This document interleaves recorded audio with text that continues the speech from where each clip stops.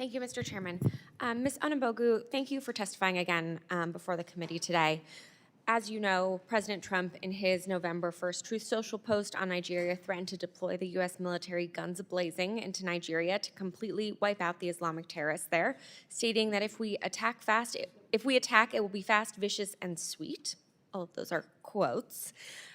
Do you believe unilateral U.S. military strikes in Nigeria would make the situation more or less safe for Nigerian citizens?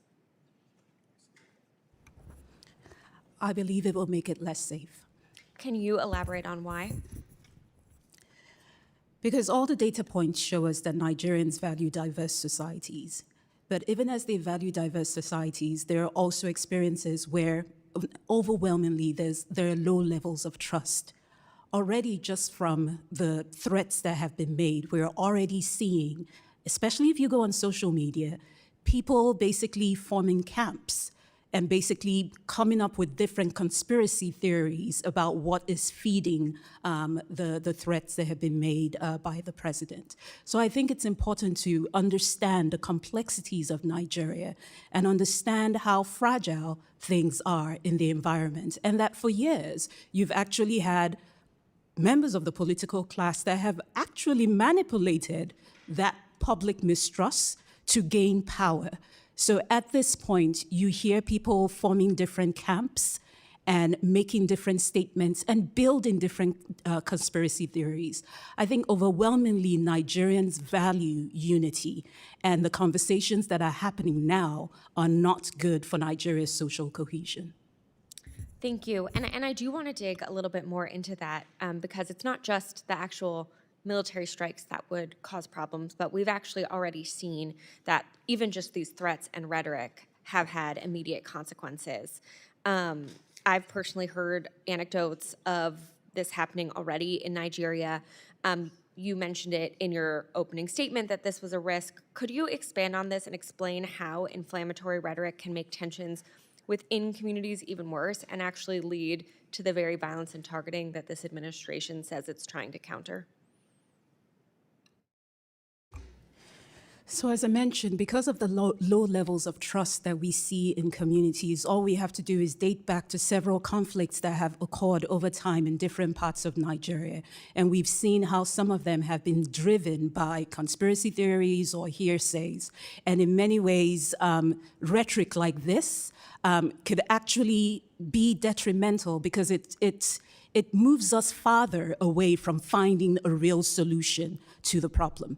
All we have to do is just look at over the last few weeks since the threats were made and to just listen to all the different conversations and discussions happening. None of them have actually come out with real solutions from the side of the Nigerian government or from civil society or the international community. Everyone is all focused on what has been said. So it moves us farther from finding solutions, and especially in environments like those in the middle belt, where we've seen protracted conflicts. Time and time again, as you engage in these communities, you realize that while people live together, there are very low levels of trust. And it's extremely important that we keep that in mind, because very little things can inflame tensions that already exist in the country. Thank you.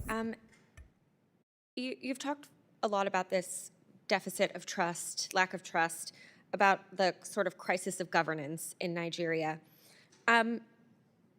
How should Nigeria fix this problem, and how should the United States work with Nigeria to address it? Like, what would you advocate as the type of diplomatic actions and U.S. investments that would make sense here?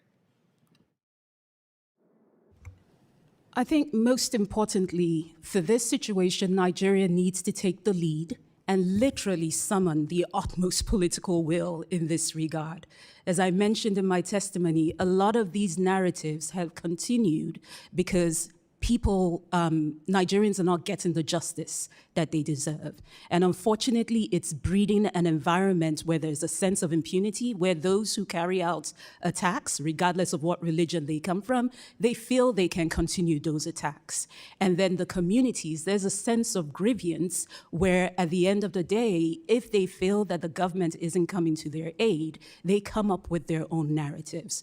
So at the end of the day, there needs to be an acknowledgement on the part of the Nigerian government. Nigeria needs to take the lead. Nigerian leaders need to summon the political will and work with their allies and partners, such as the United States, to be able to address this violence. You know, at the end of the day, we may put out numbers there and talk about the numbers of victims, but it's important for us to put a face to these numbers.